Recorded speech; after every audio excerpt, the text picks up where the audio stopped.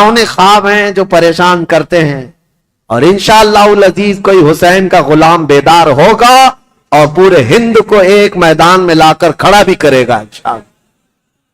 ہاں، اس قوم کو زندہ ہو لینے دو، پھر ہر قوم کہے گی حسین ہمارے ہیں انشاءاللہ۔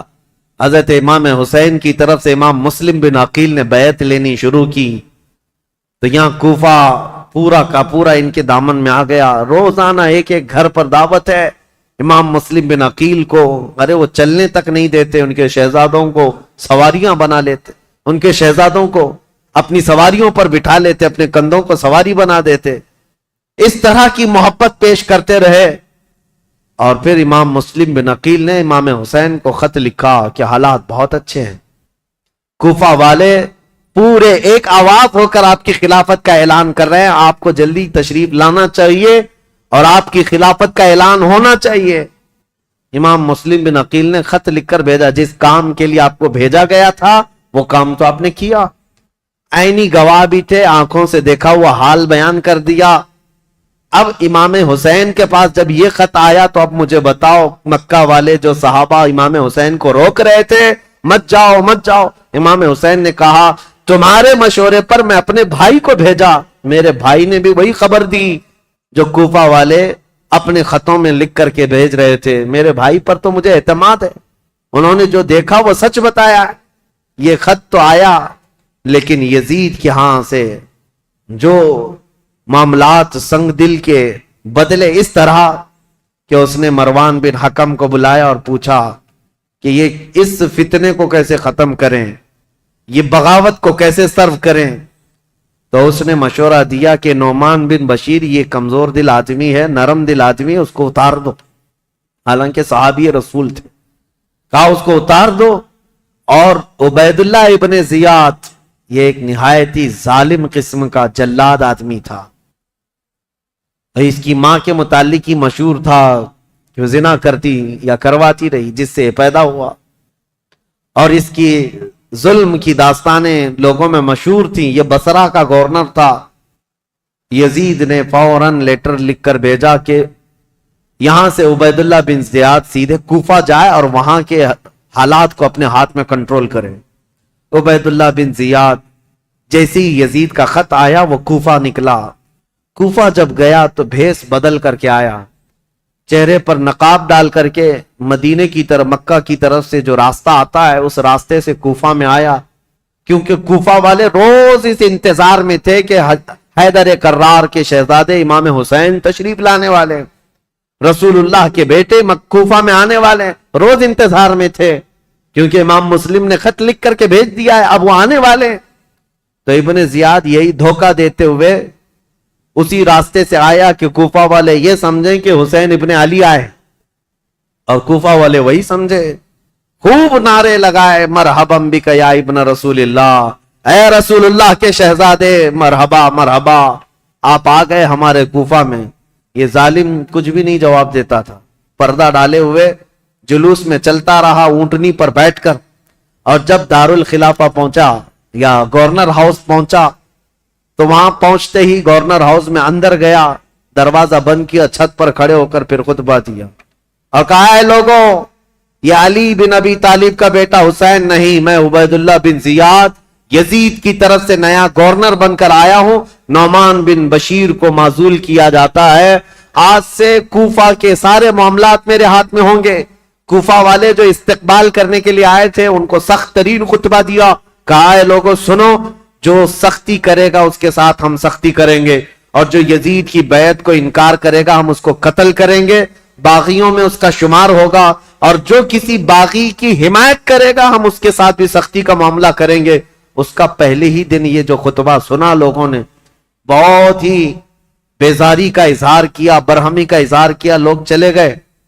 اب امام مسلم بن عقیل کے حالات اب بدلنے کو آ گئے، کوفہ والے بس گیدڑ بھپکی سے ڈر گئے، عبید اللہ بن زیاد کے ایک خطبے سے ڈر گئے، اور اس کے بعد دوسرے دن عبید اللہ بن زیاد نے کیا کیا، کوفہ کے جتنے قبیلے تھے، خاندان تھے، ان خاندانوں کے جو بڑے لوگ تھے، خاندان کا جو بھی رئیس ہوتا، ان سب کو اپنے گورنر ہاؤس میں بلایا اور بلا کر کے اتنا سخت ڈرایا اور کہا تم میں سے کوئی بھی اگر مسلم بن عقیل کو اپنے گھر میں پناہ دیا یا دیتا ہوا نظر آیا تو میں تمہاری پھانسی کا پھندا یہیں پر لٹکاؤں گا اور اس کے بعد تمہارے لیے وہ عبرتناک سزا ہوگی، اس لیے کہ یزید امیر المومنین کی طرف سے مجھے یہ آرڈر ہے۔ ایسے سخت احکامات دیا اور اس کے بعد کوفہ والوں کو ڈرایا یہ کہہ کر کے کہ یزید کی طرف سے 30,000 کی فوج آ رہی ہے جو کوفہ کی اینٹ سے اینٹ بجا دے گی۔ سارے سردار ڈر گئے، جتنے قبیلوں کے آقا تھے ان کے جو رئیس تھے وہ ڈر کے مارے چھپ گئے، اور حضرت امام مسلم بن عقیل کو آ کر یہ معاملات کی خبر دی۔ امام مسلم بن عقیل جس گھر میں تھے عبید اللہ مختار بن عبید جس کے گھر میں تھے، وہاں سے آپ ہجرت کر گئے، وہاں سے نکل گئے کہ یہاں رہنا اچھا نہیں، تو وہاں سے نکل کر کے ایک بہت ہی عمر دراز صحابی تھے کوفہ میں، ہانی بن عروہ، ان کے گھر گئے۔ یہ محب اہل بیت تھے، خاندان نبوت کے چاہنے والے تھے۔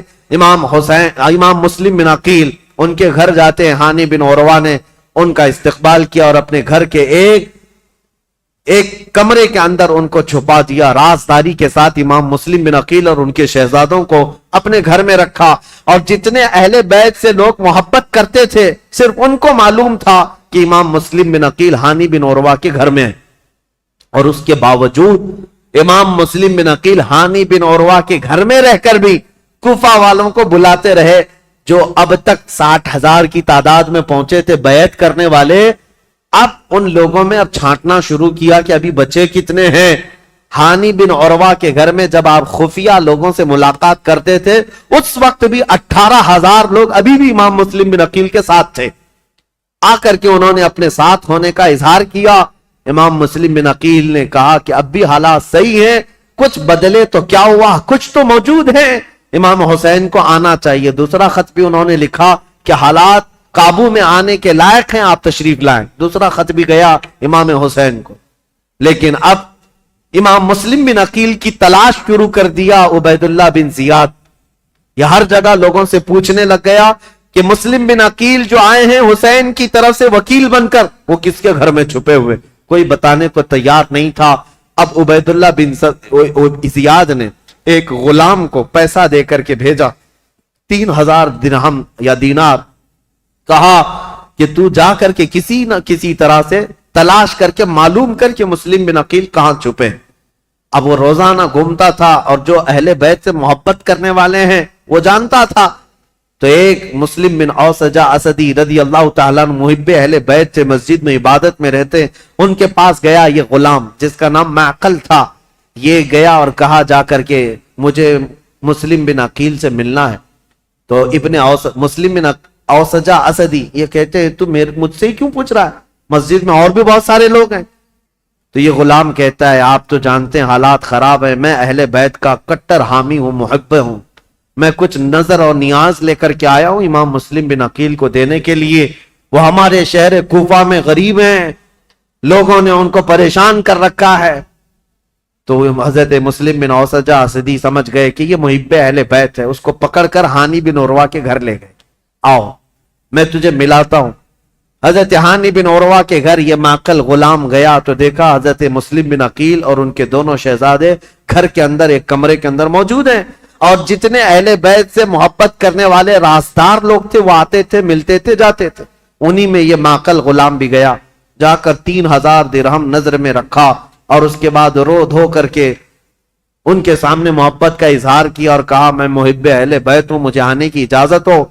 تو اس کو آنے کی روزانہ اجازت ملی، دن بھر ان کے حجرے میں بیٹھا رہتا، کتنے لوگ کوفہ سے ان سے ملنے آ رہے ہیں، کون کون کیا کیا باتیں کر رہا ہے سب سنتا، اور رات میں جا کر عبید اللہ بن زیاد کو ساری رپورٹ دیتا، ساری جاسوسی کرتا تھا۔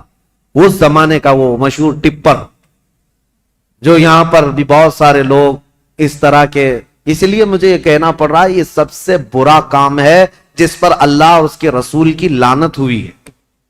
میرے آقا صلی اللہ تعالی علیہ وسلم نے ان کے لیے جہنم کی بشارت دی ہے جو مسلمانوں کی جاسوسی کرتے ہیں یا مسلمانوں کی خبریں کفار و مشرکین کو پہنچاتے ہیں، ان کو منافقین میں شمار کیا گیا ہے، منافقین میں شمار کیا گیا ہے۔ حضور اکرم صلی اللہ تعالی علیہ وسلم اس قدر ناراض تھے، اس قدر ناراض، صرف ایک صحابی کی بارے میں بیچ میں بات آئی، عرض کرتا ہوں توبہ کریں میرے عزیزوں۔ میں ممبئی کے ایک علاقہ جہاں گھنی آبادی ہے مسلمانوں کی، نام نہیں ذکر کر رہا ہوں کیونکہ ریکارڈ ہوتا ہے اور ہر جگہ چیزیں پہنچتی ہیں، ایک گھنی آبادی کا علاقہ ہے۔ وہاں جانے کے بعد ایک حاجی صاحب ہے، ان سے ملاقات ہوئی تو لوگوں کے کاروبار پوچھ رہے تھے، تو اس میں انہوں نے کہا کہ یہاں کے اکثر مسلمانوں کا جو کاروبار ہے وہ ٹپ دینا ہے، پولیس کو ٹپ دینا ہے، اسی پر ان کی روزی روٹی چلتی ہے، اور کچھ جو ہے جھوٹے فرضی کاغذات پر فلیٹوں کی خرید و فروخت کرتے ہیں، ٹوپی ڈالتے ہیں، یہی کاروبار ہے۔ نعوذ باللہ من ذالک۔ ان باتوں میں ہماری قوم کو سب سے زیادہ بدنام کیا گیا ہے یا ہوگا۔ 500 روپے 1000 روپے کے لیے کیا کوئی اپنی قوم بیچ دے گا؟ کوئی اپنی قوم بیچ دے گا؟ میرے عزیزوں، تم ہرگز یہ مت سمجھنا کہ تمہاری خبریں دینے سے تم ان کے سامنے عزیز بن جاؤ گے۔ وہ ایسے کتے ہیں کہ ایک شکار کے بعد دوسرا شکار تم ہی ہوگے، تمہارا ہی نمبر ہو۔ اور میں جو بات عرض کر رہا تھا حدیث، وہ عرض کر کے آگے بڑھتا ہوں۔ ایک صحابی حضرت ابو لبابہ، یہودیوں کے متعلق حضور نے رات میں میٹنگ کی تھی کہ ان کے ساتھ کیا کرنا ہے، سارے صحابہ کا اتفاق ہو گیا تھا۔ یہودی چونکہ دھوکہ دیے تھے مدینے والوں کو، میٹنگ میں بات پاس ہو گئی کہ کیا کرنا ہے، لیکن حضور نے رات میں یہ کہا تھا کہ کوئی بھی اس بات کی خبر باہر نہیں پہنچائے گا، یہ رسول اللہ کا راز ہے۔ لیکن حضرت ابو لبابہ صحابی یہ باہر جا رہے تھے، یہودیوں نے انہیں پکڑ لیا، پرانی دوستی تھی، بچپن کی دوستی تھی۔ کہا ابو لبابہ سنا ہے رسول اللہ نے کچھ میٹنگ کی ہے ہمارے بارے میں، کیا مشورہ ہوا ہے؟ کہا نہیں بتاؤں گا، ہرگز نہیں بتاؤں گا، اللہ کے رسول کا راز ہے۔ تو ان پر پریشر ڈالنے لگے، پرانی دوستی کا واسطہ دیتے ہوئے، بچپن کی دوستی ہے، کچھ تو بتاؤ، اچھا اشارہ تو بتاؤ۔ میرے عزیزو، آج تو جان بوجھ کر کے پورا اپنا پروفیشنل اور اپنا کاروبار بنائے ہوئے لوگ ہیں، وہ تو حضرت ابو لبابہ غلطی سے ان کے ہاتھوں لگ گئے، تو انہوں نے اشارے سے صرف یوں کہا تھا کہ تمہارا ہو جائے گا کام ہونے، اور یہودی راتوں رات پورا مدینہ خالی کر کے بھاگ گئے۔ دوسرے دن حضور کو خبر ہوئی، حضور نے بلایا، پوچھا کہ کس نے خبر کی ہمارے رات کی بات کو؟ تو حضرت ابو لبابہ کہتے ہیں کھڑا ہو گیا، کیونکہ پتا ہے نہ بھی بتاتا تو مخبر صادق صلی اللہ علیہ وسلم کو ہر بات کی خبر ہے۔ حضرت ابو لبابہ کھڑے ہو گئے، کہا یا رسول اللہ یہ جرم میرا ہے، لیکن میں نے جان بوجھ کر کے آپ کا راز افشا نہیں کیا، اور نہ ہی مسلمانوں کی کوئی بات جان بوجھ کر یہودیوں کو بتایا۔ میں تو راستے پہ جا رہا تھا اور اچانک ان کے ہتھے چڑھ گیا، انہوں نے مجھے بچپن کی دوستی یاد دلائی اور بہت زیادہ دباؤ ڈالا، میں نے اشارہ کیا تھا بس۔ جانتے ہو اس بات پر میرے آقا نے کیا فرمایا؟ نبی پاک صلی اللہ تعالی علیہ وسلم کھڑے ہو گئے، سارے مدینے کے صحابہ سے کہا آج کے بعد سے ابو لبابہ سے کوئی مسلمان نہ سلام کرے گا نہ مصافحہ کرے گا۔ حضور پاک نے فرمایا مکمل طور پر ابو لبابہ کا بائیکاٹ کرو، کوئی سلام بھی نہیں کرے گا، مصافحہ بھی نہیں کرے گا۔ حضرت ابو لبابہ کے متعلق اتنا سخت حکم حضور نے فرمایا، اور آج بھی مدینہ طیبہ مسجد نبوی جاؤ گے، وہاں ستونوں میں، مسجد کے اندر جو ستون ہے نا، ان ستونوں میں ایک ستون حضرت ابو لبابہ کے نام سے ہے۔ ابو لبابہ نے کیا کیا؟ اپنی بیوی کو بلایا اور کہا اب میں جینے کے قابل نہیں ہوں، مجھے اس کمبے سے باندھ دینا جب تک میری توبہ قبول نہ ہو۔ ان کو رسی سے ان کی بیوی باندھ کر چلی جاتی۔ حد تو یہ ہے وہ مدینے والے کیسے تھے، صحابہ تو دیکھتے تھے ان کو، نمازوں کے وقت کھولا جاتا تھا، حضور کے پیچھے نماز پڑھتے تھے، پھر رسی سے باندھ دیے جاتے، کھانے کے وقت ہاتھ کھولتے، ان کی بیوی بھی کچھ پوچھو تو منہ پھیر لیتی، کہتی رسول اللہ نے منع کیا، تم سے سلام بھی نہیں کیا جا سکتا، کلام بھی نہیں، جینے کا حق ہے اس لیے کھانا دیا جا رہا ہے۔ بیوی تک نہیں بات کرتی تھی۔ حضرت ابو لبابہ پر یہ دن ایک دن دو دن کا بائیکاٹ نہیں، تقریباً 33 دن تک چلا۔ حضور نماز پڑھاتے تھے لیکن ان سے ملتے نہیں تھے، اور اللہ رب العزت ان کی توبہ کا اعلان فرماتا ہے، حضور پر وحی آتی ہے جن سے یہ غلطی ہو گئی، اے رسول اللہ نے انہیں بخش دیا، معاف کر دیا۔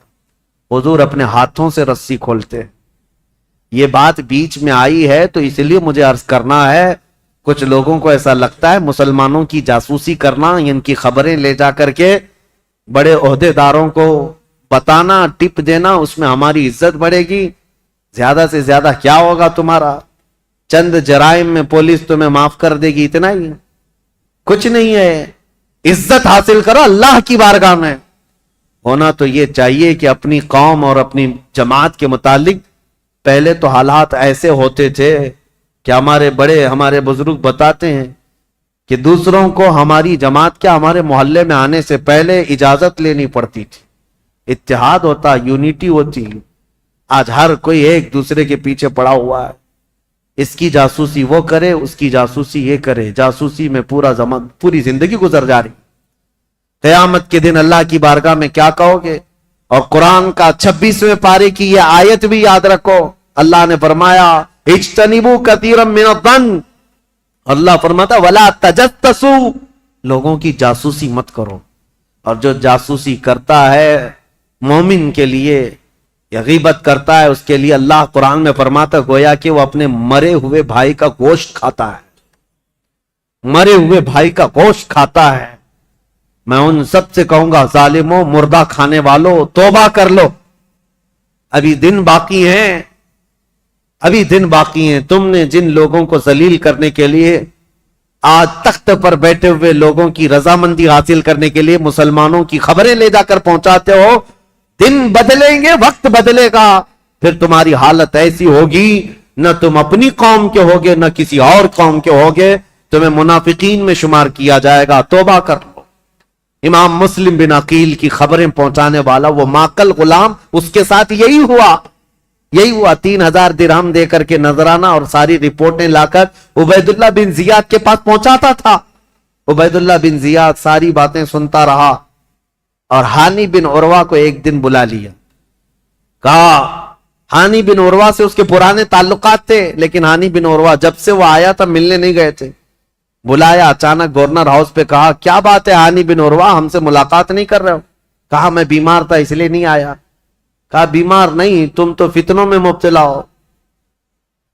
امیر المومنین کے خلاف فتنہ کرنے کا گھر کو اڈا بنا رکھا ہے. مسلم بن عقیل کو تم سہارا دیے ہوئے ہو، روزانہ پلاننگ کرتے ہو اپنے گھر میں اور خلافت کے خلاف لوگوں کو بغاوت پر ابھار رہے ہو.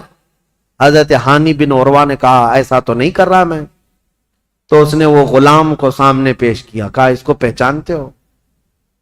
کہا ہاں یہ تو محب اہل بیت ہے. وہ ماکل بن یسار جو غلام تھا، اس نے کہا میں کوئی محب اہل بیت نہیں، میں عبید اللہ بن زیاد کا سپاہی ہوں، میں ان کی طرف سے آیا کرتا تھا. ہانی بن عروہ دیکھ کر دنگ رہ گئے. مسلمان کو اگر کسی نے ڈنک مارا ہے تو دوسرا مسلمان ہی مارا ہے. اکثر یہی ہوا ہے تاریخ میں. جب تک اپنا کوئی گھر کا بھیدی نہیں ہوتا تب تک کوئی دشمن ہم پر غالب نہیں ہوتا. پوری تاریخ میں دیکھیں آپ یہی ہوتا رہا ہے. ہانی بن عروہ نے کہا تو اب یہ تیری جاسوسی تھی تو سن لے، حقیقت بات یہ ہے مسلم بن عقیل خود آئے ہیں میرے گھر اور وہ اہل بیت سے ہیں، میں ان کو منع نہیں کر سکتا اس لیے میں اپنے گھر میں رکھا ہوں. مسلم بن عقیل کی ابھی یہ بات چل رہی تھی، کوفہ میں یہ بات گردش کرنے لگ گئی کہ وہ قبیلہ بنی مزعج کے تھے. ایک قبیلہ تھا بنی مزعج، اس قبیلے کے ہانی بن عروہ سردار تھے. مشہور ہو گئی ہانی بن عروہ کا قتل ہو گیا، ان کو مارا گیا. تب سارے ان کے خاندان کے لوگ اور سب کے سب جمع ہو گئے. یہ تعداد بھی قریب 12,000 کی تھی. امام مسلم بن عقیل اس میں باہر نکل کر کے آگئے. کوفہ کے جتنے لوگ ہیں ان کو لے کر گورنر ہاؤس کا گھیراؤ کر لیا، سب کو باہر جمع کر لیا. امام مسلم بن عقیل نے کہا اس وقت تک نہیں جائیں گے جب تک ہانی بن عروہ کے قتل کے بارے میں ہم ابن زیاد سے بدلہ نہ لیں گے. کوفہ والے نعرہ لگاتے ہوئے آ گئے. یہ وقت بھی ایسا تھا امام مسلم بن عقیل چاہتے تو پورے گورنر ہاؤس کو تباہ کر دیتے، لیکن جب 12,000 لوگ آئے تھے تو ابن زیاد نے کیا کیا، ہانی بن عروہ کو اس نے قتل نہیں کیا تھا، گھر وہیں گورنر ہاؤس میں قید کر کے رکھا تھا. بوڑھے صاحب ہی تھے، ان کو پکڑ کر کے چھت پر لایا گیا اور یہ زور زبردستی ان سے کہا گیا اپنے قبیلے والوں سے کہہ دو واپس چلے جائیں، اپنے قبیلے والوں سے کہہ دو مسلم بن عقیل کا ساتھ چھوڑ دیں. ورنہ ہانی بن عروہ تمہارا قتل ہو جائے گا، ٹکڑے ہو جائیں گے۔ ہانی بن عروہ چھت پر آئے اور اعلان کیا، اے لوگوں میں زندہ ہوں، مجھے نہیں مارا گیا ہے، لیکن بات یہ ہے فتنہ و فساد ہو رہا ہے، تم لوگ سب منتشر ہو جاؤ۔ تو ابن زیاد کی طرف سے ایک آدمی کھڑا ہوا کہ اے بنی مزیج کے لوگوں، تم سے ابن زیاد کی کوئی دشمنی نہیں ہے، ہانی بن عروہ کا وہ دوست ہے، تم سب مسلم بن عقیل سے دور ہو جاؤ۔ ہانی بن عروہ کو کوفہ میں ایک عزت دار عہدہ دیا جائے گا اور ان کو یہاں پر عزت و تکریم سے نوازا جائے گا۔ قبیلے کے سارے لوگ نکل گئے۔ یہی وہ تاریخ ہے جب امام مسلم بن عقیل رات کو نماز پڑھانے کے لیے کھڑے تھے، عشاء کی 12,000 لوگ تھے، رات بھر یہ قضیہ چلتا رہا اور سارے قبیلے بنی مزیج کے اور کوفہ والے چھوڑ کر کے جاتے رہے۔ صبح کے وقت امام مسلم بن عقیل کے پیچھے فجر میں صرف 3 لوگ باقی تھے، 3 لوگ باقی رہ گئے۔ تاریخ میں ایسا باپ کبھی سنا ہے اپنے 12,000 لوگ ایک بیگ چھوڑ کر کے جائیں اور 3 لوگ باقی رہ جائیں؟ یہ رسول اللہ کے خاندان والوں کا بہت عظیم امتحان تھا۔ امام مسلم بن عقیل نے دیکھا کہ سارے چھوڑ کر چلے گئے، لیکن ہوا کیا، سب کے جانے کے بعد حضرت امام مسلم بن عقیل اب تیسرا گھر ڈھونڈنے والے تھے کہ کسی کے گھر تو رکوں جا کر۔ پہلے مختار بن عبید کے گھر میں تھے، دوسرے ہانی بن عروہ کے گھر میں۔ اب حضرت امام مسلم بن عقیل جہاں سے گزرتے تھے کوفہ والے اپنا گھر بند کر دیتے تھے، کوفہ والے گھر بند کر دیتے، ان کی وجہ سے ہمارے اوپر عذاب آ جائے گا، یہ ابن زیاد ہمیں چھوڑے گا نہیں، ہمیں مار ڈالے گا۔ امام مسلم بن عقیل گھومتے رہے، پھرتے رہے، دن بھر کسی نے آپ کے لیے دروازہ نہیں کھولا، کوئی دروازہ نہیں کھولا، بھوکے اور پیاسے کوفہ میں۔ یہ وہ کوفہ ہے جو 3 دن میں بدل گیا۔ عبید اللہ بن زیاد کے آتے ہی پورے لوگوں کی طبیعت چینج ہو گئی۔ ایک عورت تھی طوعا نام کی، وہ اہل بیت سے محبت کرنے والی، امام مسلم بن عقیل کو دیکھتی ہے اور لے کر کے آ جاتی ہے، میرے گھر میں رک جائے، چاہے پورا زمانہ مخالف ہو جائے، میں اپنی جان کی بازی لگا دوں گی، لیکن رسول اللہ کے گھر والوں کو اس طرح میں راستوں پر گھومتا پھرتا نہیں دیکھ سکتی، آپ آئیں میرے گھر۔ امام مسلم بن عقیل اس عورت کے گھر گئے، یہ عورت بڑی جانثار تھی۔ اب ادھر ہوا ہے کہ ہانی بن عروہ کا قبیلہ تو چلا گیا، اب ہانی بن عروہ کو جو اس نے دعویٰ کیا تھا کہ ان کو عزت سے نوازا جائے گا، کچھ نہیں۔ ان کو دوسرے دن کھڑا کیا گورنر ہاؤس میں، کہا مسلم بن عقیل کو میرے حوالے کر دو۔ ہانی بن عروہ نے کہا میں اپنا سارا گھر اور اپنی جان تیرے حوالے کر سکتا ہوں، مسلم بن عقیل کو تیرے حوالے نہیں کروں گا۔ اب ان کی دوستی بھی ختم ہو گئی۔ ہانی بن عروہ نے جب ایسی سختیاں کی تو عبید اللہ بن زیاد نے فوجیوں سے کہا کہ اس بوڑھے کو باہر لے جاؤ اور رسی سے باندھ کر کے راستوں پر کھینچو تاکہ کوفہ والے دیکھتے رہے۔ ہانی بن عروہ کو عبید اللہ بن زیاد کے ظالم فوجی رسیوں سے باندھ کر کوفہ کی گلیوں میں کھینچتے رہے۔ صحابی رسول ہیں، بوڑھے صحابی تھے، 80 سال کی عمر تھی۔ جب گلیوں میں کھینچا جاتا تھا وہ کھڑے ہو کر پوچھتے تھے، چیختے تھے، کوئی ہے، کوئی مجھے لاٹھی تو دے دے، کوئی رسی تو دے دے، میں کسی سے حفاظت کر لوں۔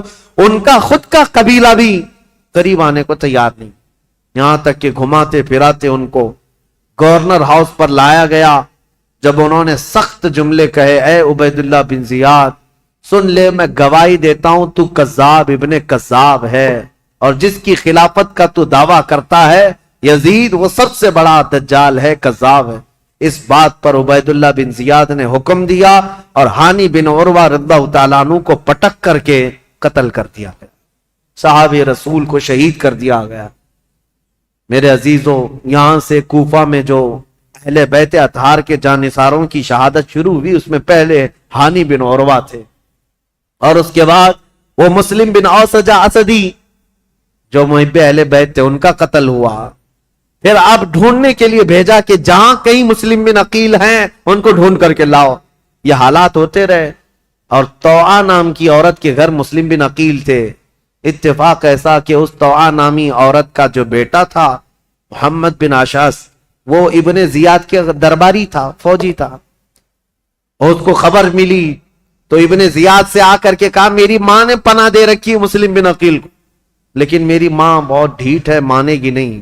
وہ مجھ سے بھی لڑ جائے گی، مسلم بن عقیل کو حوالے نہیں کرے گی، تو کیا کیا جائے؟ ابن زیاد نے پوچھا تو اس نے کہا بیٹے نے میرے ساتھ 10 فوجیوں کو بھیجو، کسی نہ کسی طرح گرفتار کر کے لاؤں گا۔ تو 10 فوجیوں کو یا 12 فوجیوں کو لے کر یہ محمد بن اشعث آیا اور اپنی ماں سے آ کر کہا کہ ماں تو ایک مجرم کو پناہ دی ہے، ماں تو نے ایک غدار کو اور دھوکے باز کو اور خلافت کے باغی کو پناہ دیا ہے، تجھے پتہ نہیں انجام کیا ہے؟ تو باہر نکلی اور کہا مجھے افسوس ہے اس دن پر جس دن میں نے تجھے دودھ پلایا تھا، اس دن پر مجھے افسوس ہے، اور تو کہتا ہے میں نے باغی کو پناہ دی ہے۔ نہیں، در حقیقت میں نے رسول اللہ کے گھر کو اپنے گھر میں بسایا ہے، میں نے رسول اللہ کے گھر کو اپنے گھر میں بسایا ہے۔ مسلم بن عقیل تیرے حوالے نہیں ہوں گے۔ اپنے بیٹے سے وہ لڑ گئی۔ اب یہ 12 لوگ امام مسلم بن عقیل کو پکڑنے آئے تو پہلی مرتبہ امام مسلم بن عقیل کو تلوار نکالنی پڑی۔ کوفہ میں پہلی مرتبہ جب تلوار نکالی تو یہی 10-12 سے آپ کا مقابلہ ہوا، اور یہ 10-12 کیا، یہ حیدر کرار رضی اللہ تعالیٰ عنہ کے گھر کا شیر ہے۔ مسلم بن عقیل کی تلوار چمکتی تھی اور سامنے وہ بھاگے پھرتے تھے کتوں کی طرح، کوئی پکڑنے کو آتا نہیں تھا، یہاں تک کہ ایک شخص قریب آیا اور امام مسلم بن عقیل پر حملہ کرنے لگا۔ آپ کا اس کی تلوار منہ پر گری جس سے آپ کا ہونٹ کٹ گیا، امام مسلم بن عقیل کا ہونٹ کٹ گیا۔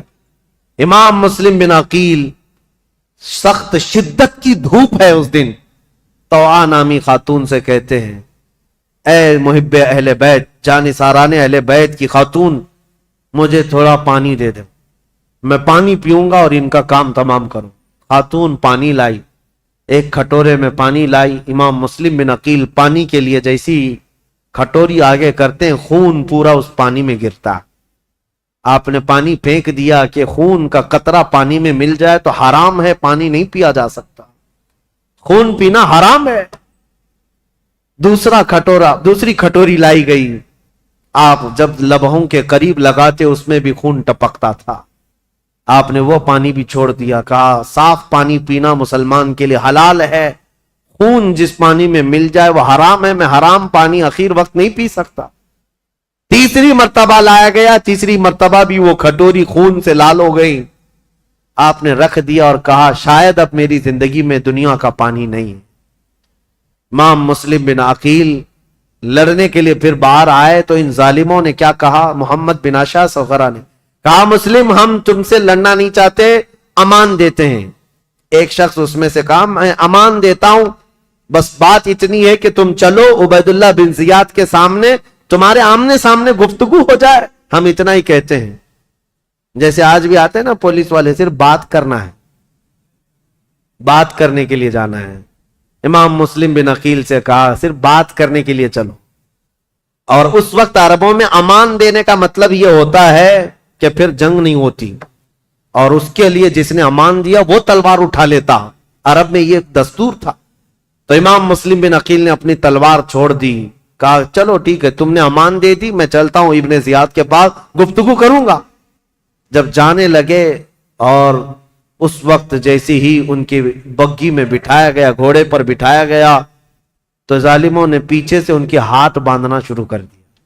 امام مسلم بن عقیل کے ہاتھ باندھے۔ آپ نے پوچھا جب تم نے امان دے دیا اور صرف بات ہی کرنا ہے تو پھر یہ ہاتھ باندھنا کیوں شروع کیا؟ یہ پہلی غداری ہے تمہاری۔ کہا نہیں ابن زیاد کے پاس چلو۔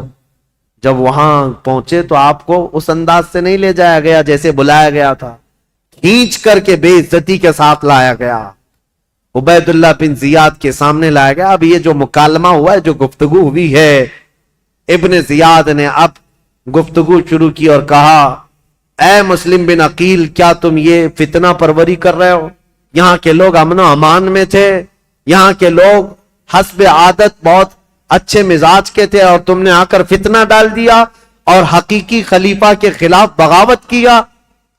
امام مسلم بن عقیل نے کہا نہ ہم فتنہ کرنے کے لیے آئے اور نہ یہاں کے لوگ امن و امان میں تھے، ہم کو یہ خبر دی گئی کہ یہاں تیرے باپ کی حکومت ظلم کے ساتھ قائم کی گئی ہے اور ان کے ساتھ کوفہ والوں کے ساتھ ظلم ہوتا تھا، ہم ان کو زمانے رسول کی خلافت یا زمانے رسول کی حالت پر لانے کے لیے اپنا شہر چھوڑ کر آئے ہیں.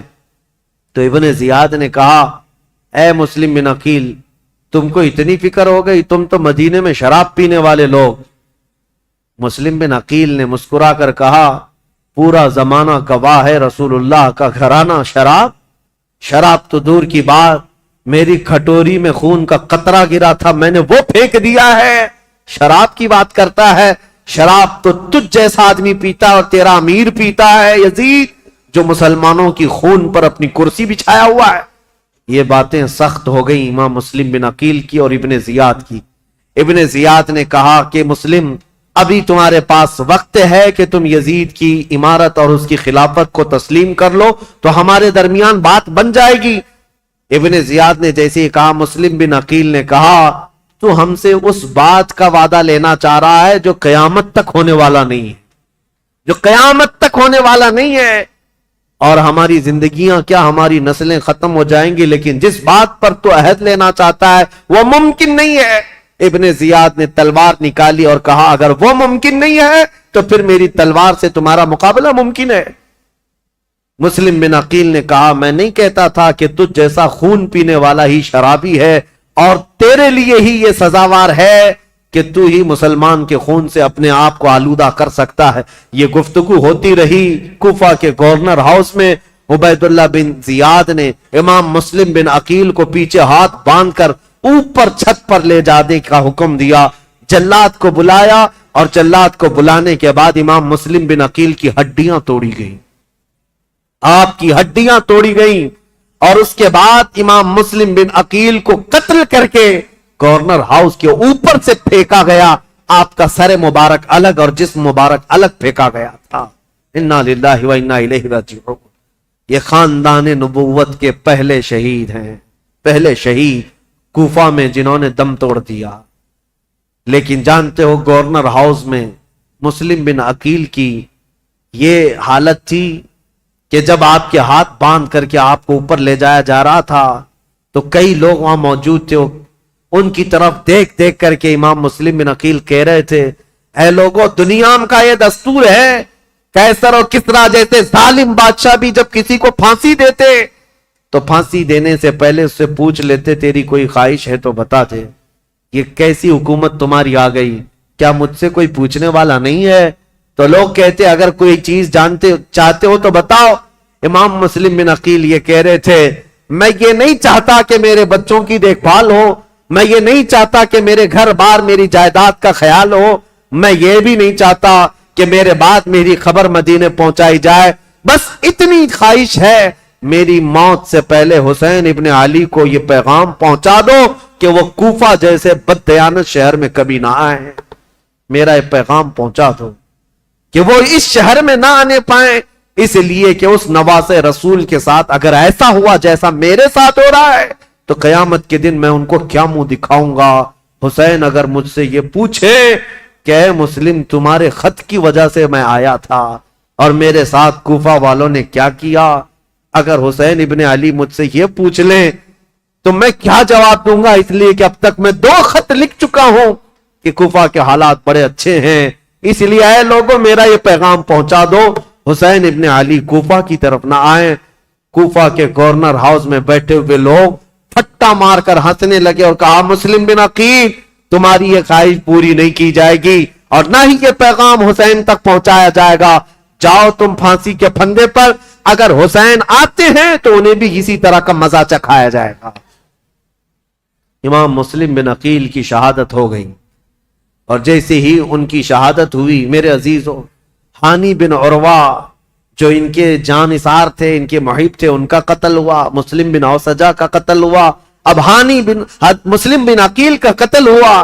اتنا ہی نہیں کہ گورنر ہاؤس سے ان کی لاش پھینکی گئی تھی, ہڈیاں توڑی گئی تھی. اتنا ہی نہیں, مجھے بتانے میں درد محسوس ہوتا ہے, رونگٹے کھڑے ہو جاتے ہیں. مسلم بن عقیل کی لاش کو گورنر ہاؤس پر لٹکایا گیا. کوفہ والے دیکھتے رہو, جو بغاوت کرے گا اس کا انجام یہی ہوگا, جو ہمارے امیر کے خلاف کھڑا ہوگا اس کے ساتھ ہم یہی برتاؤ کریں گے. میں یہ کہتا ہوں اے مسلمانوں اس واقعے کو بار بار یاد کرنا. موب لنچنگ یہ آج کی تاریخ نہیں ہے, کوفہ والوں نے بہت پہلے شروع کر رکھا تھا. آج کے یہ کتے بھیڑیے جب کسی مسلمان پر حملہ آور ہوتے ہیں اور مار مار کر کے گوشت کے نام پر، گائے کے گوشت کے نام پر، پتہ نہیں کس کس چیز کے نام پر، کیا ہمارے ملک میں یہ حالات نہیں ہوتے؟ پہلو خان، جنید خان، پتہ نہیں کتنے ایسے نوجوانوں کو بے گناہ مار دیا گیا موب لنچنگ کے ذریعے، اور کبھی کسی کو گرفتار کر کے زبردستی ان کو مار کر کے یہ کہا جائے بولو ہمارے بھگوان کا نام۔ یہ سب جو حالات ہوئے، اور پھر یہ کتے ظالم کرتے کیا ہیں؟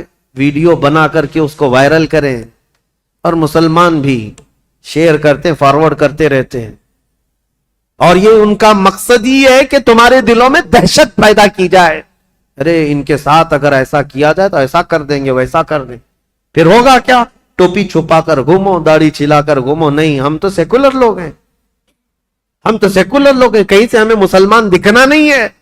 نام بھی ایسا رکھو کہ کوئی پہچان نہ سکے۔ یہ تمہاری حالتیں اسی دہشت کی وجہ سے آنے لگ گئی۔ میرے عزیزو، یہ نئی باتیں نہیں ہمارے ملک کے لیے یا ہماری تاریخ میں۔ ہمارے کسی بچے کو گرفتار کر کے موب لنچنگ کرنا، کتے اور بھیڑیے اس پر حملہ آور ہو جائیں، ایک نہتے کو مار کر لٹکا دینا، یہ آج کی بات نہیں۔ تمہیں پتا ہے، میں رک کر کے تھوڑی سی اور تاریخ بتا دوں۔ عبداللہ بن زبیر، تاریخ اگر آگے بیان ہوتی تو انشاءاللہ ان کا بھی دور آتا یزید کے بعد۔ عبداللہ بن زبیر جو مکہ میں تھے، یہ کون ہے عبداللہ بن زبیر؟ یہ حضرت ابو بکر صدیق کے نواسے، ان کی ماں اسما بنت ابو بکر، اور باپ زبیر بن عوام، رسول اللہ کے عشرہ مبشرہ صحابہ میں سے، ان کے بیٹے، ماں صدیق اکبر کی بیٹی، اور باپ رسول اللہ کی پھوپھی کے بیٹے۔ یہ عبداللہ بن زبیر، ان کے ساتھ جو ہوا تھا پتہ ہے؟ یزید کے دور کا ہی ایک گورنر حجاج بن یوسف عبداللہ بن زبیر سے مکہ میں 40 دن تک لڑا تھا، جس کی لڑائی کی وجہ سے خانہ کعبہ کا غلاف جل گیا تھا اور حجر اسود کو نقصان پہنچا تھا، اور وہ جنتی دمبا جو حضرت اسماعیل علیہ السلام کے قربانی کے وقت جنت سے لایا گیا تھا، وہ دمبے کا جو اس کے سینگ تھے، جو نشانیاں تھی، وہ جل گئی تھی، ختم ہو گئی تھی۔ اتنے بڑے واقعات پیش آئے عبداللہ بن زبیر کے زمانے میں۔ اور ہوا کیا تھا پتہ ہے؟ وہ تھک ہار کر کے گھر کے اندر آئے۔ اسما بنت ابو بکر، اس وقت ان کی عمر 90 سال کے قریب تھی، تقریباً 90 سال کے قریب کی عمر ہے حضرت اسما کی، یا 80 سال کی عمر ہے۔ بیٹا جب تھک کر آیا تو اسما بنت ابو بکر اٹھاتی ہیں اور کہتی ہیں، بیٹا، شیروں کو یہ زیب نہیں دیتا کہ وہ جھوپڑی کے سائے میں بیٹھے، تو بوڑھی ماں کی فکر نہ کر، دین اسلام کی فکر کر۔ بیٹے کو بھیج دیا اور بیٹا شہید ہو گیا تھا۔ عبداللہ بن زبیر قتل ہو گئے تھے۔ آپ کو ایسا لگ رہا ہوگا کربلا کے واقعات میں بیچ میں کہاں سے آئے؟ یہ اس لیے بتا رہا ہوں، موب لنچنگ کا دور اور موب لنچنگ جو ہو رہی ہے اس کے متعلق کہہ رہا ہوں۔ عبداللہ بن زبیر کو قتل تو کیا حجاج بن یوسف نے، لیکن جانتے ہو ان کی لاش کو 40 دن تک ایک کھمبے پر باندھ کر لٹکایا گیا تھا۔ 40 دن تک لٹکایا گیا تھا، اور تاریخ میں موجود ہے، لیکن وہ پورا جسم 40 دن تک تر و تازہ تھا۔ ہر دن خون کا قطرہ ٹپکتا تھا اور جسم اسی طرح تر و تازہ تھا، نہ جسم میں کوئی سڑن، کوئی بدبو، نہ ہی بوسیدگی، کچھ نہیں۔ اب جو بات کہنے کی ہے امپورٹنٹ وہ یہ ہے، بوڑھی ماں اسما بنت ابو بکر روزانہ لاٹھی پکڑ کر آتی تھی، ہر دن اپنے بیٹے کو دیکھتی تھی اور گھر جاتی تھی۔ لاش لٹکی ہوئی ہے اور ماں روزانہ دیکھتی تھی اور گھر جاتی تھی۔ 40 دن گزرنے کو آئے، تب اسما بنت ابو بکر نے کیا کہا تھا پتہ ہے؟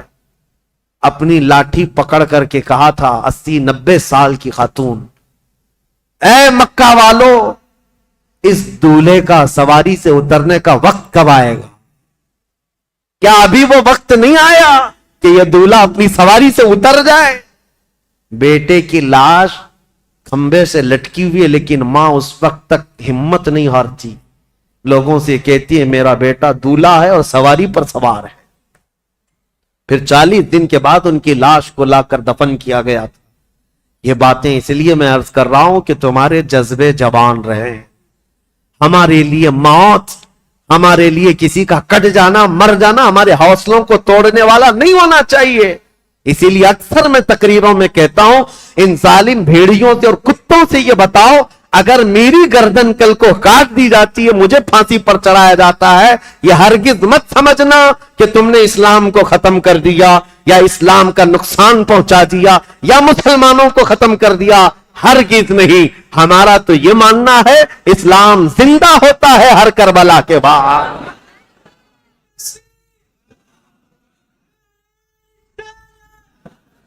इस्लाम जिंदा होता है हर करबला के बाद। हजरत इमाम मुस्लिम बिन अकील की लाश को लटका कर कूफा वालों ने ये मॉब लिंचिंग ही तो किया था। तो क्या उस वक्त इस्लाम खत्म हो गया? सब डर करके सहम करके सब चीजें छोड़ दिए? नहीं मेरे अजीजों, इस्लाम फलता रहा, फूलता रहा। इसीलिए ये कुछ देर की खामोशी है, फिर शोर आएगा। आज कुत्तों का वक्त है, कल हमारा दौर है इंशाअल्लाह अज़ीज़। इमाम मुस्लिम बिन अकील की शहादत के बाद जो होलनाक मनाजिर पेश आए कूफा की सरजमीन पर, वो बयान से बाहर हैं मेरे अजीजों। अब मैं रुलाने के लिए बयान नहीं करता, लेकिन गम हमारा कुदरती है, गम हमारा फितरती है, आ जाता है। मैं तो बयान इसलिए करता हूं कि हमारे बच्चे जवान रहे और बूढ़े भी जवान रहे। करबला की दास्तान सुनकर डर करके सहम करके हालात से समझौता करने वाली बातें ना करें, बल्कि हमेशा एक बात याद रखें, तलवे चाटने वालों की तारीख नहीं लिखी जाती, बातिल से टकराने वालों की तारीख लिखी जाती है। ये कोई कमाल की बात नहीं। आज जो हुकूमत में है उसके तलवे चाटें, उसकी जूतियां उठाएं। ये चढ़ते सूरज को पूजा करने वाले लोग हर जमाने में आते रहेंगे, इनका नामो निशान नहीं होता। देखिए जमाने बदलते गए बदलते गए, बहुत सारे बादशाह आए या बड़े बड़े लीडर आए, लेकिन तारीख में जो हुसैन का मकाम है वो किसी का मकाम नहीं, क्योंकि टक्कर भी ऐसे लिया था कि तारीख रकम कर दिया।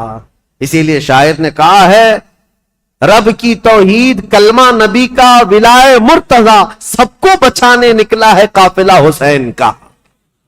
कलमा नबी का, रब की तौहीद और विलाए मुर्तजा, सबको बचाने निकला है काफिला हुसैन का। अजीजा ने ग्रामी वक़ात, इमाम मुस्लिम बिन अकील की शहादत के बाद इब्ने जियाद की सख्ती और ज्यादा बढ़ गई। ये वो हरामुत्तहर शख्स था जिसके मुतालिक सहाबा भी कहते थे कि इब्ने दुजाना, उसको इब्ने मरजाना कहा जाता था, एक ऐसी औरत का बेटा जिसको जानिया कहा जाता। इसके अंदर कहां से अच्छाइयां आती, कहां से नरम दिली आती, कहां से रहम आता। फिर हुआ ये कि इब्ने जियाद को ये खबर दी गई, जब मुस्लिम आए थे तो उनके साथ 2 बेटे भी आए थे।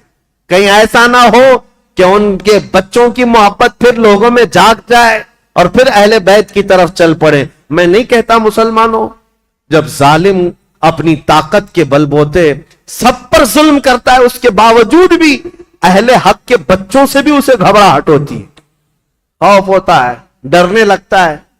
आपको पता है वो पाखंडी खिंजीर का बच्चा जो हुजूर की शान में गुस्ताखी करता था, गाजियाबाद में डासना में बैठकर एक मर्तबा उसके मंदिर में 8 साल का बच्चा कहीं पानी पीने के लिए चला गया, दूसरे दिन पूरे न्यूज वालों को बुला लिया, पुलिस में खबर कर दिया आतंकवादी आ गया था मेरे घर, कोई टेररिस्ट आ गया था। 8 साल का बच्चा पानी पीने के लिए भूले भटके चला गया, लेकिन नाम था मुसलमान। तो हम ये कहते हैं मेरे अजीजों, ये जो डरावना ख्वाब है, तुम्हारे पास सारी ताकत, सारी कुव्वत, सारा ओहदा, सारा डिपार्टमेंट, सब कुछ है, लेकिन फिर भी देखो अहले हक का 8 साल बच्चा भी तुम्हें बम लगता है। क्यों? अल्हम्दुलिल्लाह हम हक के साथ जीते हैं, तन्हा पूरे मुल्क में घूम रहे हैं, हमें किसी बात का खौफ नहीं। हम तो अपनी चादर लिए घूमते हैं या अमामा पहनकर, जिस दिन मौत आएगी इसी को कफन बनाएंगे और सो जाएंगे। लेकिन इन्हें डर है, 12-12 बॉडीगार्ड लेकर के भी बाहर नहीं आ सकते। उनको पता है इनकी दुम पर कोई भी पैर रखने वाला मुसलमान बच्चा बाहर आ सकता है, और बार बार ये सारी बातें करते रहते हैं। इसलिए मेरे अजीजों, 1000 ताकतें जमा हो जाएं, अहले हक की इस्तिकामत का मुकाबला नहीं हो सकता। इमाम मुस्लिम बिन अकील के 2 बच्चों को क्या मामला था, उनकी उम्र कितनी थी? तारीख में यह है 8 साल या 11 साल की उम्र के बच्चे थे। इतने बच्चे किसको नुकसान पहुंचा सकते थे, लेकिन डर था। इब्ने जियाद ने कहा वो दोनों बच्चों को भी पकड़ लाओ, जहां कहीं है, ہیں تو مسلم بن عقیل کے بچوں سے بھی نفرت یا بچوں سے بھی ڈر. اب ظالم کوفی ادھر ادھر ڈھونڈنے نکلے. ان بچوں کے ساتھ جو ہوا تھا وہ دردناک ہے، تاریخ میں اور روایات میں موجود ہے. یہ دونوں بچے محمد اور ابراہیم، کوفہ والے تو انہیں پناہ دینے سے منع کر رہے تھے. ایک مرتبہ ایسا ہوا کہ ایک مسلم بن عقیل رضی اللہ تعالیٰ عنہ نے جانے سے پہلے اپنے ایک جان پہچان شخص اور ان کی محبت کرنے والے تھے قاضی شریح، ان کے حوالے کر دیا تھا. کہا کہ ان کو آپ مدینہ طیبہ رخصت کر دینا. قاضی شریح ہے یا کوئی دوسرا نام ہے. امام مسلم بن عقیل نے جن کے لیے وصیت کی تھی ان صاحب نے کیا کیا، کہا ان بچوں کو رات کے وقت سجایا سنوارا اور کہا دیکھو بیٹا، ایک قافلہ آج مدینے کی طرف جا رہا ہے، تم اس قافلے میں شامل ہو جاؤ، تم اپنے گھرانے پہنچ جاؤ گے، تمہارا خاندان مدینے میں ہے، تمہارے باپ تو شہید ہو گئے، تمہارے باپ تو قتل ہو گئے، کوفہ اجنبی ہے، یہاں کس کے گھر رہو گے. بچے سہمے ہوئے، ڈرے ہوئے، باپ کی آغوش تربیت میں ناز و نیام سے آئے ہوئے مان لیا اور کہا ٹھیک ہے. ان صاحب نے اپنے بیٹے کو کہا کہ ان بچوں کو اس قافلے تک پہنچا کر آؤ. بیٹا لے کر گیا، قافلہ نکل گیا تھا، دور سے دکھا دیا وہ دیکھو قافلہ جا رہا ہے، دوڑ کے شامل ہو جاؤ. چھوٹے بچے تھے، دوڑتے رہے اس قافلے کو پکڑنے کے لیے اور قافلہ چلتا رہا، دھول لٹتی رہی. کبھی ایک بچہ گر جاتا، دوسرا اٹھاتا، دوسرا گرتا، یہ اٹھاتا، پاؤں میں کانٹے چبھتے رہے. یہ بچے گرتے پڑتے رہ گئے. رات گزر گئی، قافلے کو نہ ملنا تھا نہ ملا اور ڈرتے سہمتے یہ قافلے کے چکر میں گھومتے رہ گئے اور جہاں سے نکلے تھے وہیں آ کر پہنچ گئے. کوفہ کی سرحدی تھی، ڈرے سہمے ہوئے تھے. تو ان دونوں بچوں کو ایک شخص نے دیکھ لیا اور پکڑ کر گرفتار کر کے عبید اللہ بن زیاد کے پاس حاضر کر دیا. عبید اللہ بن زیاد نے کہا ان بچوں کو جیل میں ڈال دو. ابھی ان کا قصہ بعد میں دیکھا جائے. جیل میں ڈال دیا گیا اور ڈالنے کے بعد ابن زیاد کی طرف سے نگرانی کا حکم تھا، لیکن جیل کے جو داروغہ تھے مشکور نامی، وہ اہل بیت سے محبت کرنے والے، انہوں نے رات کے وقت جیل کا دروازہ کھولا اور بچوں کو آزاد کیا اور کہا ان کو بھیج دیتا ہوں. ان بچوں کو انہوں نے آزاد کر دیا اور پھر بھیج دیا کوفہ سے باہر. یہ بچے کوفہ سے باہر نکلے اور دریائے فرات کے کنارے ایک درخت کے نیچے تھکے ہارے سو رہے تھے. ایک خاتون پانی بھرنے کے لیے آئی، انہوں نے دیکھا گلاب جیسی رنگت کی حسین شہزادے کس کے ہیں. عورت قریب آئی، پوچھا کون ہو تم؟ کہا ہم مسلم بن عقیل کے بچے ہیں. وہ خاتون تڑپ گئی، کہا اے بچوں، تو میری جو مالکن ہے میرے گھر جس کی میں کنیزہ ہوں، وہ خاتون سیدہ فاطمہ الزہرا کی کنیز ہے، وہ رسول اللہ کے گھر کام کرنے والی خاتون میری مالکن ہے. آج اگر وہ تم کو دیکھے گی تو خوشیوں سے پھولے نہ سمائے گی، خوش ہو جائے گی، چلو میرے گھر.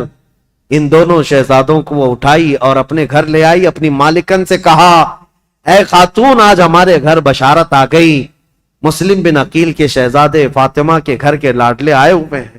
وہ خاتون دیکھتی ہے، وہ تو خوشیوں میں وجد کرنے لگتی ہے، میرا گھر آج بہاروں سے بھر گیا، میں رسول اللہ کے خاندان کو اپنے گھر کب لا سکتی تھی، آج میری قسمت جاگ گئی. بچوں کو نہلایا دھلایا اور انہیں گرم کھلایا اور کہا بچوں تمہیں کسی بات کی فکر نہیں، تم میرے گھر آرام کرو، جب مناسب ہوگا میں تمہیں خود لے جا کر مدینے چھوڑ آؤں گی.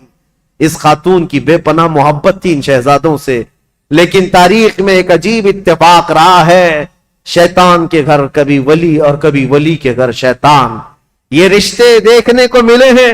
اس محب اہل بیت خاتون کے گھر اس کا جو شوہر تھا حارث نام کا، یہ بدبخت لالچی آدمی تھا. یہ دن بھر عبید اللہ بن زیاد کا دیا ہوا انعام کا لالچ لے کر گھوم رہا تھا.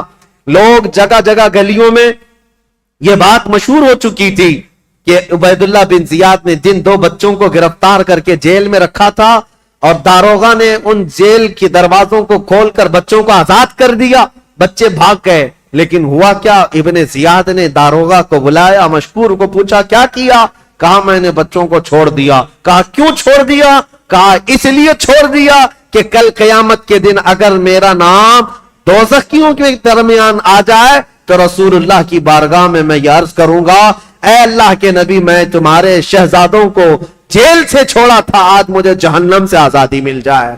मैं तो इस तमन्ना को लेकर आजाद किया।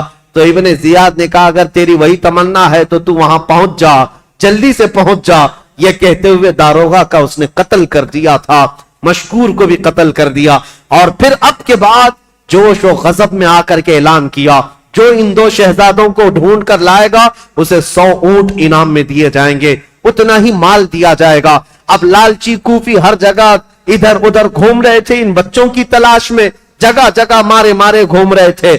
और ये हारिस नामी शख्स दिन भर तलाश करके रात को अपने घर पहुंचा है, अपनी बीवी के पास आया और सो रहा है रात के वक्त। लेकिन उसे यह खबर नहीं कि जिन बच्चों को ढूंढ रहा था वो बच्चे इसी के घर में आराम कर रहे हैं। खातून तो जानिसाराने अहले बैत में से थी, मुहिब्बाने अहले बैत में से थी। उस खातून ने तो हक अदा किया था मोहब्बत अहले बैत का, बच्चों को खिलाया पिलाया और सुलाया। बच्चे नरम और नाजुक बिस्तर पर सोए थे। रात को इन दोनों शहजादों ने ख्वाब देखा। हजरत मोहम्मद जो बड़े साहबजादे थे, इब्राहिम जो छोटे साहबजादे थे, ख्वाब में देखा अपने बाप को। ख्वाब में ये देखा इन दोनों शहजादों ने रसूल करीम सल्लल्लाहु ताला अलैहि वसल्लम मसनद नशीन है, सहाबा इर्द गिर्द बैठे हुए हैं और मुस्लिम बिन अकील खूनी जुब्बे में तरबतर रसूलुल्लाह के पास आ रहे हैं। उनके जिस्म पर खून टपक रहा है। मेरे आका सल्लल्लाहु ताला अलैहि वसल्लम ने देखा और इस मुस्लिम बिन अकील से पूछा, मरहबा, आ जाओ मुस्लिम, तुम्हारे लिए मैं पानी लिए खड़ा हूं। लेकिन ऐ मुस्लिम, अकेले आ गए, बच्चों को कहां छोड़ आए हो, बच्चे कहां हैं? मुस्लिम बिन अकील ने कहा, या रसूल अल्लाह, मेरे पीछे पीछे आने वाले हैं, मैं उन्हें पीछे छोड़ आया हूं। इतना सुनना था, ये बच्चे ख्वाब देख रहे थे, बिचक्कर उठ गए और एक दूसरे से चिमट कर रोने लगे। दोनों ने सेम ख्वाब देखा था, एक दूसरे को ख्वाब बताया। दोनों ने कहा, मैंने भी बाबा जान को देखा। दूसरे ने कहा, मैंने भी बाबा जान को देखा। रसूलुल्लाह की महफिल में अब्बा जान को खूनी जुब्बे में तरबतर हमने देखा है। अल्लाहू अकबर। ये बच्चे सहम कर रो रहे थे, इनकी आवाजें बुलंद हो गई। घर में बच्चों की आवाज। वो बे औलाद शख्स था हारिस, रात को जाग गया, अपनी बीवी से पूछा, हमारे घर तो कोई औलाद नहीं, ये बच्चों के रोने की आवाज कहां से आ रही है? बीवी ने कहा, शायद पड़ोसी के घर से आवाज आती होगी, तुम सो जाओ। बीवी ने मना किया बताने से। फिर इस जालिम ने कहा, नहीं, मुझे तो लगता है मेरे घर में बच्चों की आवाज है, पड़ोस के घर के बच्चों की आवाज इतनी तेज नहीं आती। खातून ने बहलाया फुसलाया और कहा कि तुम सो जाओ। लेकिन इस जालिम ने कहा, मुझे देखना है, मेरे घर की तलाशी लेनी है। घर ढूंढते हुए आया और उसी हुजरे में आया जिसमें बच्चे सो रहे थे और उठ करके ये एक दूसरे को चिमट कर रो रहे थे। हारिस आते ही पूछता है, ऐ बच्चों, तुम किसके हो, किसके बेटे हो, मेरे घर कैसे आए? बच्चे तो इस घर को मुहिब्बाने अहले बैत समझते थे। देखा था एक दिन पहले खातून ने नहलाया धुलाया है, खाना खिलाया है, हमारे घर, हमारा जानिसारों का ये घर है। बच्चों ने तड़प कर कहा, ऐ शख्स, हम तो इस मुस्लिम बिन अकील के शहजादे हैं, हम अहले बैत नबुव्वत से ताल्लुक रखते हैं। इतना सुनते ही यह हारिस दोनों बच्चों के बाल पकड़कर खींच करके उठाया। कहा, दिन भर तुम्हारी तलाश में सरगर्दा था, मैंने कहां कहां की खाक छान मारी, तुम्हें ढूंढते ढूंढते थक गया और तुम मेरे घर के बिस्तर पर सो रहे हो। दोनों बच्चों के गाल पर तमाचे मारने लगा। गुस्से के मारे दोनों बच्चों को थप्पड़ रसीद करता रहा। ये बच्चों का मंजर देख करके उसकी खातून बीच में आ गई। कहा, सालिम, तू अपने हाथों को बचा ले, तू कल क़यामत के दिन फातिमा के सामने खड़ा होगा, अली के सामने खड़ा होगा, रसूलुल्लाह के सामने खड़ा होगा। उनके घर वालों को दी हुई तकलीफ का क्या जवाब दे सकता है? हारिस के सर पर यह लालच का भूत सवार था। उसकी बीवी की बात एक न समझ आई। वो बच्चों को बालों समेत खींचता हुआ बाहर ला रहा था। बीवी कदमों में गिर गई, लिपट गई और बार बार इसरार किया, आज एक बार मेरी मान ले, इन बच्चों की जान बख्श दे, मैं जिंदगी भर तेरी गुलामी करूं, तू जो कहे वो मान लूं, अपनी जान कुर्बान कर दूं। लेकिन हारिस को न मानना था, न माना। यहां तक के बीच बचाव में अपनी बीवी की नाक को फोड़ दिया, उसके चेहरे को जख्मी कर दिया और उसे बेहोश कर दिया, अपनी बीवी को मार मार कर।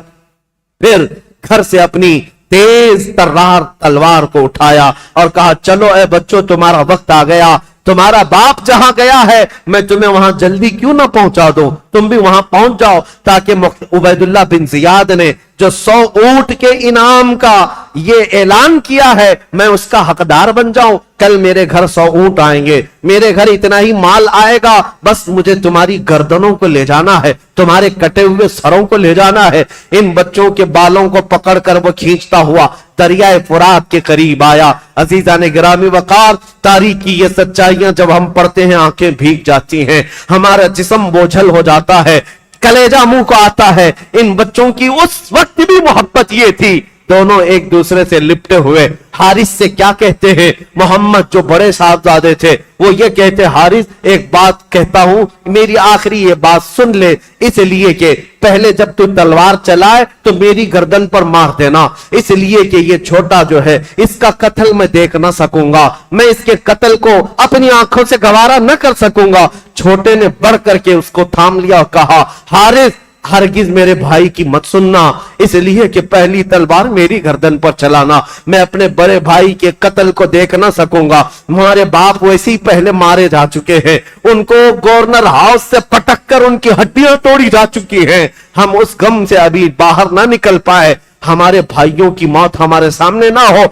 एक दूसरे पर बहसो मुबाहिसा कर रहे हैं, एक कहता मुझे पहले कत्ल कर दो, दूसरा कहता पहले मुझे कत्ल कर दो। जब कत्ल होना ही है तो ये कैसा मिजाज था जो रसूलुल्लाह के खानदान में था, मरना है ही तो भाई की मौत देखकर क्यों मरे, भाई को मरता हुआ देखकर क्यों मरे, मरना है ही तो पहली अपनी जान दे दे, भाई की हिफाजत हो सकती है तो हो जाए। ये मिजाज रसूलुल्लाह के मुआशरे में मिलता है, मेरे आपा का बनाया हुआ मिजाज था। दोनों शहजादे जब बहस मुबाहिसा करते रहे, हारिस ने दोनों की गर्दनों को पकड़ा और कहा, तुम दोनों की ख्वाहिश पूरी एक साथ करता हूं। तलवार हवा में लहराया और एक साथ गर्दन पर मारा, जिससे दोनों शहजादों के सर हवा में उड़ गए। और इन नौनहालों का ऐसा कत्ल दुनिया ने देखा कि सर उड़ते हुए रेत में आकर गिर गए। इसीलिए शायर ने तो कहा था, उन फूलों का क्या जो बहारे जा फिजा दिखला गए, अफसोस तो उन कलियों का है जो बिन खिले मुरझा गए, बिन खिले मुरझा गए। इन फातिमा के लाडलों का, अहले बैत नबुव्वत के, खानदान नबुव्वत के शहजादों का ये पहला कत्ल था। इस कम उम्री में ये 2 बच्चे शहीद हो गए। कूफा की सरजमीन पर इन दोनों के सरों को सजा करके दूसरे दिन ये हारिस नामी बदबख्त सालिम उबैदुल्लाह बिन जियाद के गवर्नर हाउस में पहुंचा और ये दोनों शहजादों के सर लाया और कहा, ऐलान के मुताबिक मेरे 100 ऊंट मुझे दे दो, 100 ऊंट का इनाम मुझे दे दो। उबैदुल्लाह बिन जियाद ने कहा, अरे सालिम तुझे किसने कहा था कि इनके मुर्दा, इनके कटे हुए सर लाने के लिए, मैं तो जिंदा लाने के लिए कहा था। अगर यजीद ने मुझसे पूछ लिया कि इन बच्चों को कत्ल करने का ऑर्डर किसने दिया था तो मैं क्या पेश करूंगा। ये कहते हुए उबैदुल्लाह बिन जियाद ने उसी वक्त हारिस की गर्दन उड़ा दिया जो सुबह के वक्त बच्चों का कातिल था। रब्बुल आलमीन ने शाम से पहले उस जालिम को कैफर किरदार तक पहुंचाया। इसीलिए कुरान कहता है, सयअलमुल्लज़ीना ज़लमू अय्य मुनक़लिबिन यनक़लिबून, अनक़रीब जालिम ये जान लेंगे किस खाई में अल्लाह उन्हें गिराएगा। जुल्म की एक तारीख होती है, जुल्म की हुकूमत ज्यादा देर तक नहीं चल सकती, अल्लाह करीम की पकड़ आ ही जाती है। अजीजा ने गिरामी वकार, तारीख के इन औराक को आज मैं यहां रोकता हूं इसलिए कि ये कूफा की जमीन जो खूने अहले बैत से लाल हुई, इसके बाद अहले बैत यहां आए नहीं। खत तो जा चुके थे इमाम हुसैन के पास, अब इमाम हुसैन का काफिला मक्का से निकलना था और फिर वो करबला पहुंचना था। जो खूनी मंजर वहां होना था वो सारे वाकयात इंशाअल्लाह कल यौम आशूरा है और आशूरा के दिन इंशाअल्लाह अज़ीज ये करबला की दास्तान हम सुनाएंगे ताकि आपके अंदर ये दिक्कत भी तारी हो। ये नहीं कि हम खिचड़े खाएं, ये नहीं कि हम सिर्फ शरबतें पिएं, ये नहीं कि हम अच्छे अच्छे खाने खाएं। कल का दिन हमें ये याद करने के लिए भी है कि आज से 14 सदियों पहले यही वो दिन था जब आसमान का सूरज तमाज़त और अपनी चिलचिलाहट पेश कर रहा था। मेरे रसूल का शहजादा 3 दिन से भूखा और प्यासा मैदान में अपने बच्चों को लेकर एक बहुत बड़ा इम्तिहान दे रहा था। آج اگر میں گھر میں ظہر کے وقت سو رہا ہوں تو شرم سے ڈوب کر مرنا چاہیے، فجر کے وقت سو رہا ہوں شرم سے ڈوب کر مرنا چاہیے۔ یہی وہ عاشورہ کی تاریخ تھی جب گردنوں پر تلواریں تھی، اس وقت بھی حسین رب کا سجدہ فراموش نہیں کر رہا تھا، حسین سجدے میں رہا۔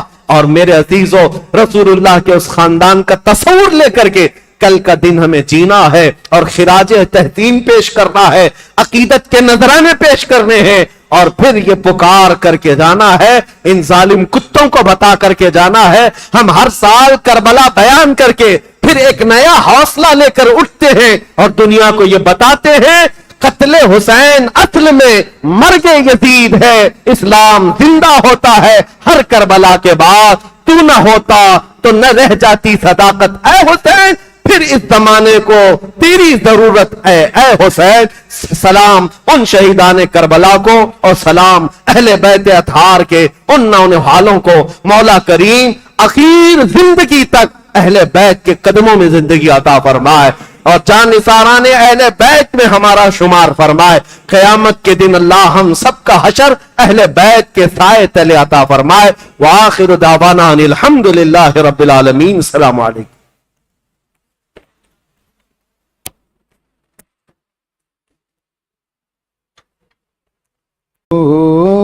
طیبہ کے شمس و ضحیٰ تم پہ کروڑوں درود، شافع روز جزا تم پہ کروڑوں درود، شافع روز جزا تم پہ کروڑوں درود، دافع جملہ بلا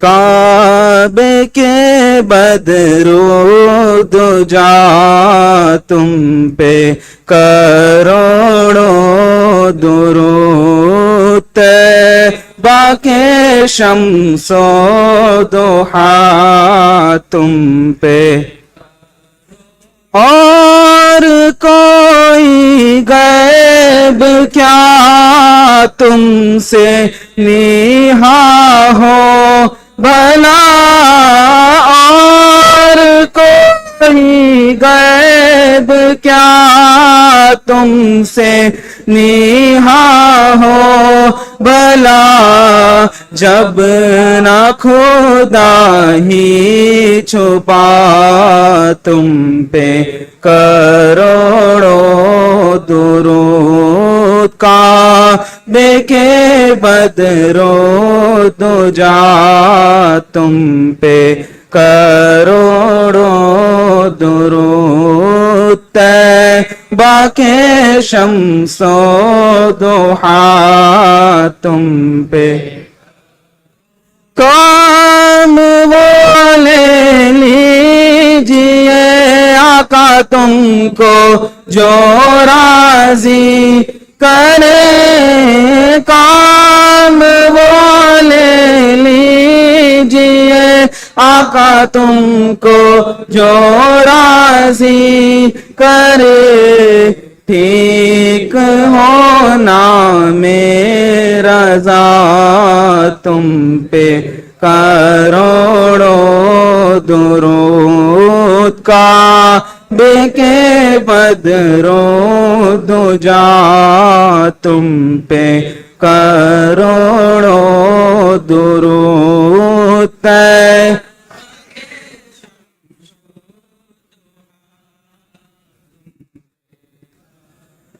دین حق کی ڈھال دونوں ہے وہ بے مثال دونوں، دین حق کی ڈھال دونوں ہے وہ بے مثال، مصطفیٰ کی آل دونوں، یا نبی سلام علیکہ یا رسول سلام علیکہ، یا حبیب سلام علیکہ.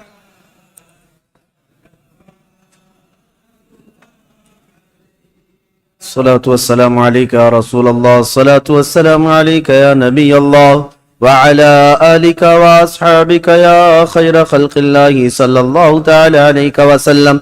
يا رسول الله انظر حالنا، يا حبيب الله اسمع قالنا، إننا في بحر غم مغرقون. خذ أيدينا خذ أيدينا خذ أيدينا، سهل لنا إشكالنا يا رب بالمصطفى، بلغ مقاصدنا واغفر لنا ما مضى يا واسع الكرم. إن الله وملائكته يصلون على النبي، يا أيها الذين آمنوا صلوا عليه وسلموا تسليما. اللهم صل على سيدنا ومولانا محمد معدن الجود والكرم، وآله وأصحابه الكرام وابنه الكريم، وبارك وسلم. دعواهم فيها سبحانك اللهم وتحيتهم